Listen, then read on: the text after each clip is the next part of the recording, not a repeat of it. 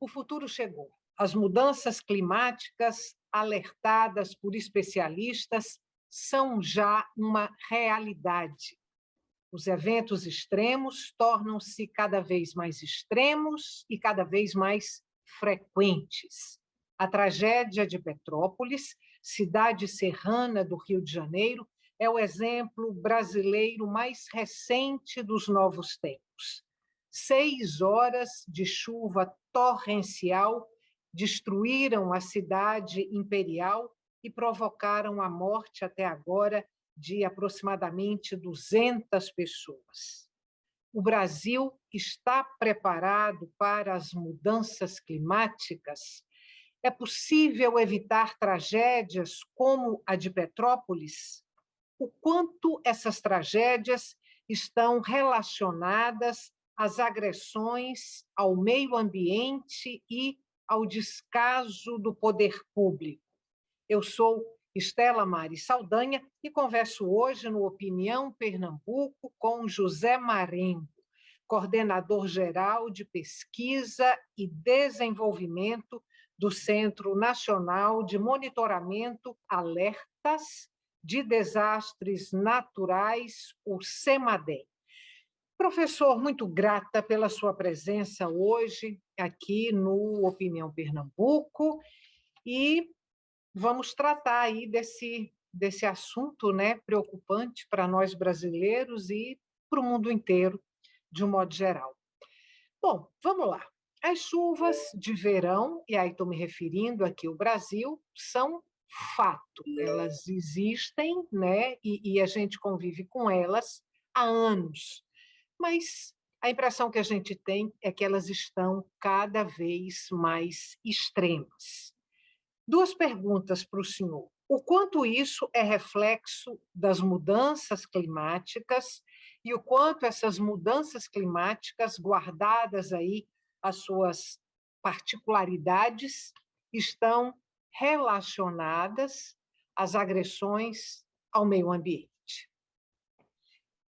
Ok, olá. Inicialmente agradeço pelo convite.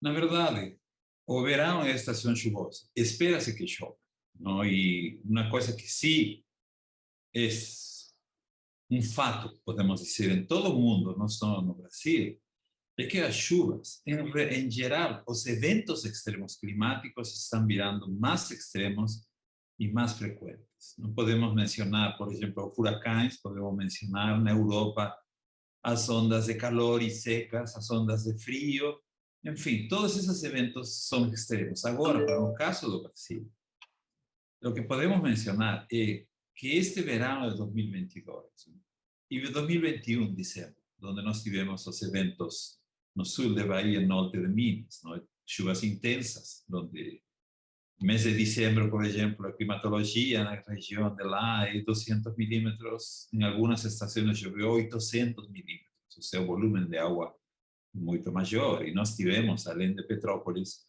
Franco da Rocha, em São Paulo, não? E agora Petrópolis, onde a climatologia é menos de 200 milímetros por mês para fevereiro e em 3 horas choveram 245. Então, o que nós percebemos agora é que, de fato, os extremos estão virando mais extremos, não? E isso é o que nós chamamos a componente de risco climático, ou seja, as chuvas estão virando mais intensas. Agora, se essa chuva cai numa área onde não tem população, então é um evento meteorológico extremo sem impactos. Mas se essa chuva cai em uma área como Petrópolis ou São Paulo ou qualquer lugar onde tem população, onde tem infraestrutura e particularmente população morando em áreas de risco, então aí nós podemos falar de risco de desastres.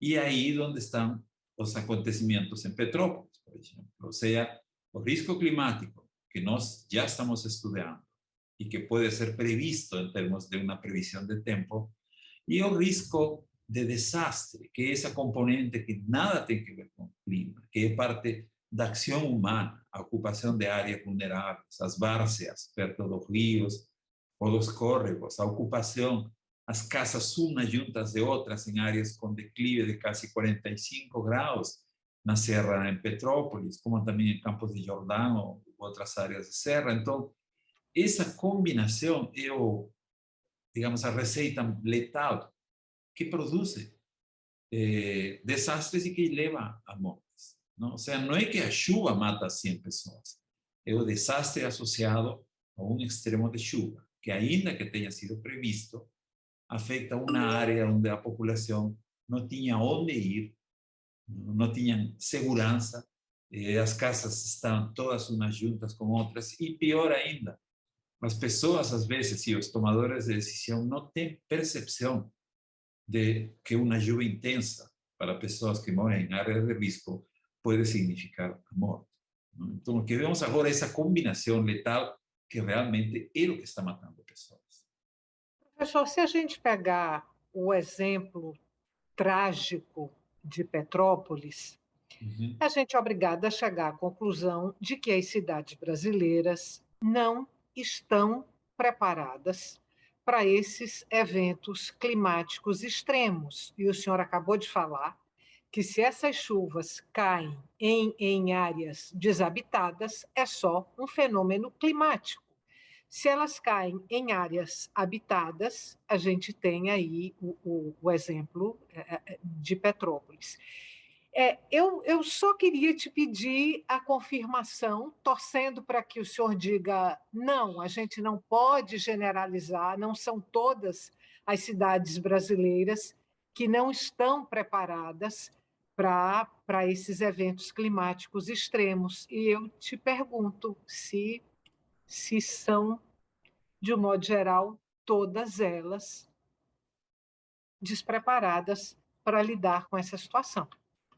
Olha, eu diria que estamos despreparados, em diversos graus, digamos. Não? Porque, por exemplo, você toma a região metropolitana de São Paulo, construem piscinões e existe todo um sistema, que o CEMADEM, o centro, emite alertas, não? Baseados em um monitoramento que é feito considerando a ameaça meteorológica e considerando também a vulnerabilidade da população. Se emitem alertas de risco que são repassadas para a população, então, através da Defesa Civil. Então, o que acontece, por exemplo, em São Paulo, é diferente que Petrópolis, não? Mas ainda assim você tem os deslizamentos de terra de pessoas que moram em áreas perto de costa. Esse é um fator. Moram em áreas onde não deveriam morar. No caso de Petrópolis é ainda pior, porque é uma cidade de serra, as ruas são estreitas. Então aí você vê que vem uma enxurrada e a rua se transforma num canal, um rio, basicamente. Aí não tem carro, não tem nada, ninguém consegue nadar aí. Não? Então, as cidades podem ter seus planos diretores, podem ter, como o caso de Petrópolis, aquele estudo que foi feito em 2017, mas de nada adianta ter todo esse conhecimento, de nada adianta ter a melhor previsão de chuvas do mundo, se nada disso é considerado seriamente pelos poderes. Não? E quando digo seriamente, é que não é a primeira vez que acontece em Petrópolis. Já aconteceu em 1981, 88, onde morreram 176 pessoas, e em janeiro de 2011, toda a região onde morreram quase 1.000 pessoas. Esse acidente de 2011 é considerado, salvo engano, até hoje, o desastre climático mais grave no Brasil, não é isso? Exatamente. Petrópolis, Nova Friburgo e Teresópolis. Teresópolis. E algumas outras cidades da região da Serra. Não? E isso foi o que realmente nos levou a um certo patamar, não? Porque por muito tempo se pensou um alerta meteorológico de chuva intensa é um desastre. Não. Você pode ter um alerta meteorológico para toda a região sudeste do Brasil, mas se você vai para um município em especial, isso é muita informação. É como tentar dizer, ok, acha uma pessoa num estádio cheio de pessoas. Não dá.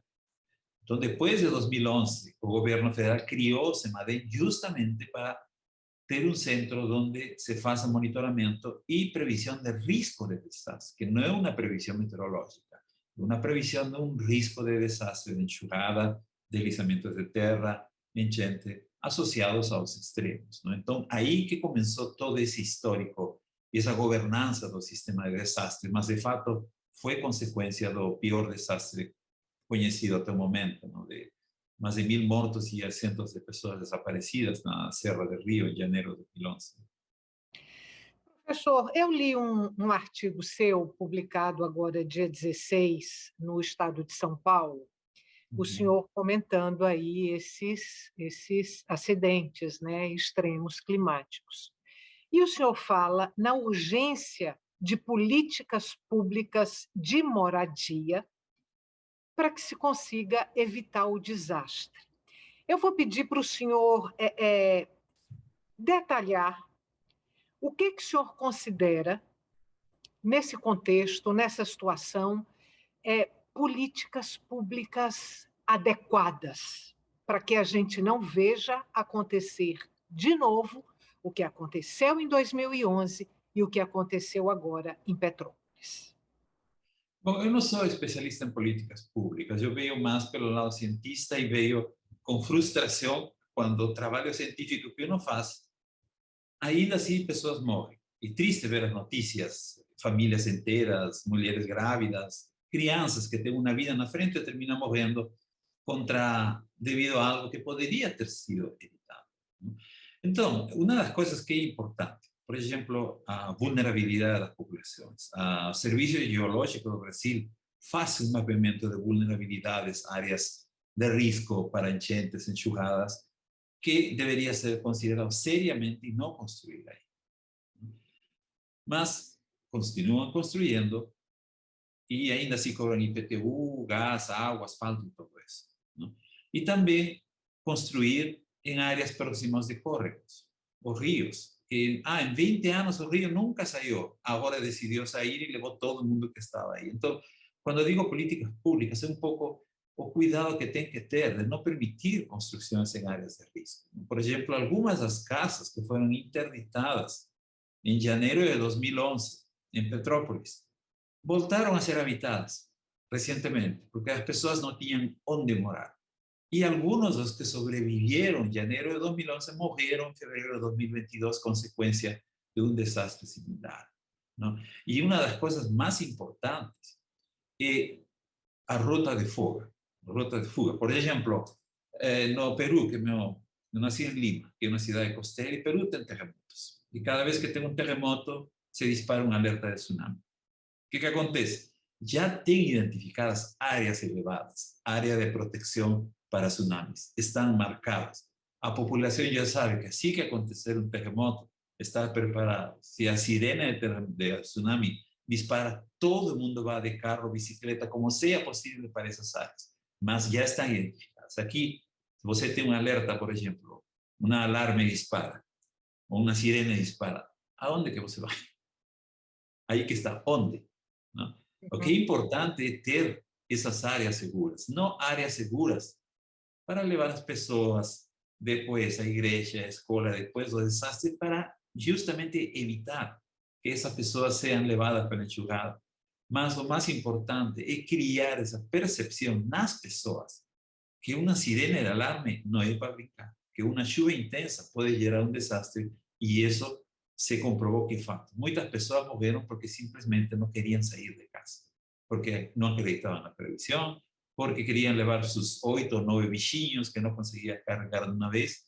Ou seja, falta um pouco essa percepção. E isso já não é política pública, isso é política educacional, de criar essa percepção de que nós somos frágeis, nós, como seres humanos, somos vulneráveis.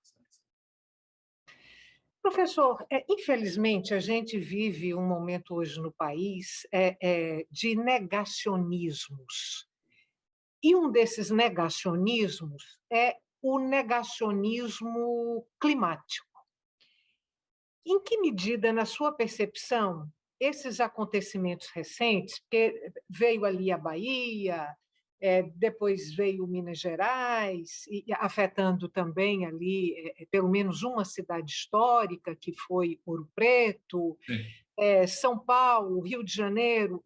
Na sua percepção, em que medida esses últimos acontecimentos podem ser um contraponto, podem funcionar como um contraponto, como uma argumentação para barrar aí esse negacionismo climático, que não é privilégio brasileiro, mas que, nesse momento, é um dos problemas graves que a gente vive no país.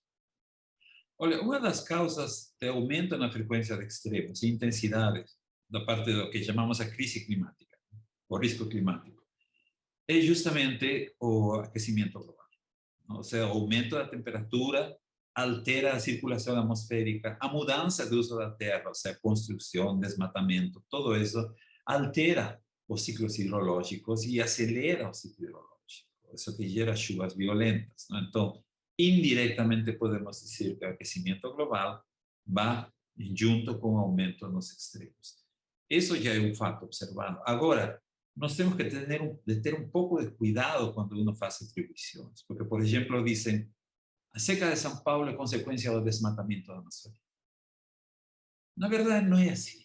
Então, uno tem que ter um pouco de cuidado, porque se alguém fala isso, vem um cético que diz, já estão culpando a mudança climática por tudo. Então, a mudança climática pode ser um plano de fundo, mas nós temos que investigar realmente se isso aconteceu. E isso é feito através de atribuição. Em todo o mundo existem publicações que mostram, por exemplo, o ciclone tal da Indonésia teve uma componente humana bastante forte.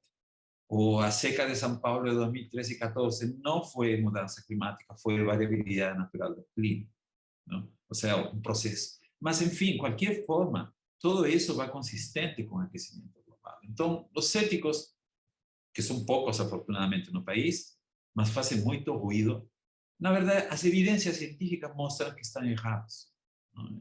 Infelizmente, tem pessoas, incluindo no governo, que escutam os céticos. Não? E aí é como negar que a Covid existe. Matou mais de 600.000 pessoas e ainda tem pessoas negando que a Covid existe. Não queremos chegar a 600.000 mortos como consequência de desastres de origem climática. Não? E a ciência faz a sua parte em mostrar as verdades científicas que são comprovadas por miles de cientistas em todo o mundo, ou seja, não é um complô de cientistas, a gente não recebe dinheiro dos lobistas, porque a gente não faz lobby, só faz lobby pela ciência e pelo governo do Brasil, mas sempre existem. São pedras no sapato, não? Que você só tira ela, joga fora e continua andando. Então, podem continuar falando, mas os extremos estão acontecendo e o número de mortos está aumentando. Professor, a gente vai fazer um intervalo agora bem curtinho e volta daqui a pouco para continuar essa conversa, tá bom?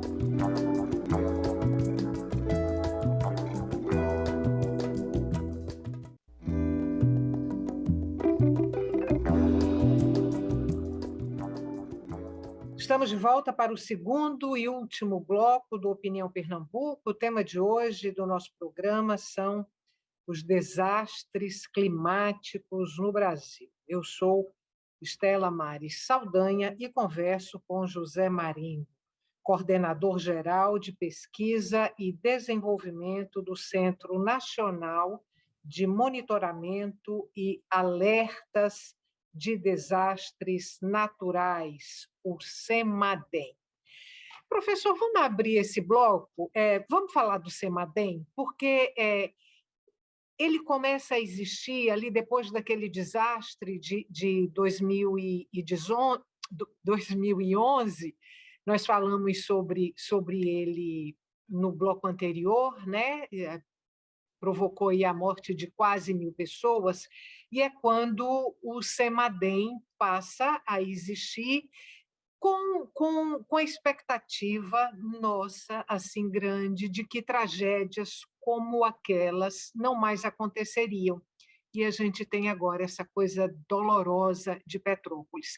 Eu vou pedir para o senhor explicar para a gente como é que o CEMADEM atua e qual foi a atuação dele agora aí nesse desastre de Petrópolis. Bom, o CEMADEM é um centro do Ministério da Ciência e Tecnologia e Inovações.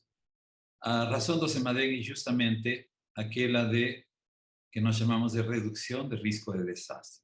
Ou seja, nós queremos, fazemos, na verdade, CEMADEM é um centro de pesquisas y operaciones, o sea, una pesquisa que va dirigida a operación. ¿Qué significa eso? O sea, CEMADEM monitora condiciones que pueden llevar a deflagrar un desastre natural. Cuando hablamos de desastres naturales aquí en Brasil, son aquellos de origen hidrogeoclimático, o sea, enxurradas, deslizamientos de tierra, enchentes, alagamentos, aquellos de corta duración. Y también trabajamos con seca, ¿no? Que é aquilo que é um processo mais longo prazo, também monitoramento e avaliação de risco de seca. Então, para a previsão de risco de desastre natural, consideramos a previsão meteorológica e também aquilo que falei de mapeamento de vulnerabilidades em 1.038 municípios dos 5.000 do Brasil. Esses 1.038 municípios são aqueles que têm maior densidade populacional e estão maiormente no leste do Brasil. Ou seja, a ideia do CEMADEM não era acabar com os desastres, não. A ideia era produzir conhecimento e emitir alertas para reduzir ao máximo possível o número de pessoas que morrem com os desastres, não? E não digo que o CEMADEM vai reduzir a zero, não? Mas já aconteceu que em janeiro de 2020 nós tivemos chuvas mais intensas que aquelas de janeiro de 2011 na região metropolitana de Belo Horizonte. E morreram menos de 60 pessoas. Por quê? Porque já existia o sistema de governança, ou seja, CEMADEM, do Ministério, emitindo as alertas. As alertas são repassadas para o SENADE e a Defesa Civil do Ministério de Desenvolvimento Regional, e eles levam para a população através das defensas civis municipais. Ou seja, é todo um sistema de engranagem, não? E justamente tem funcionado bem em Belo Horizonte, na Bahia. Agora, o fenômeno foi muito intenso.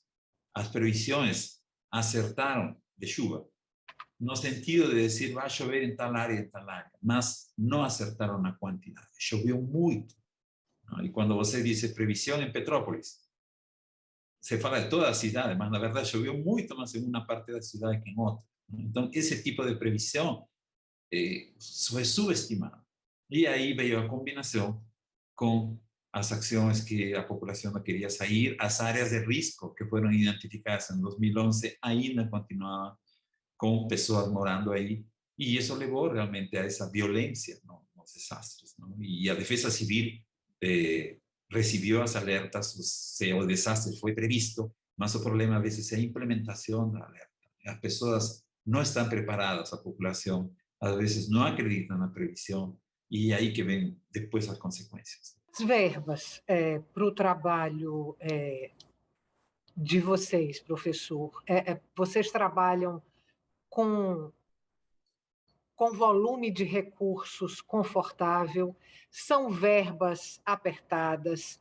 Em que medida esse trabalho pode ser dificultado ou comprometido por falta de recursos? E eu pergunto isso para o senhor, porque um dos pontos aqui já abordados na nossa conversa foi a questão habitacional.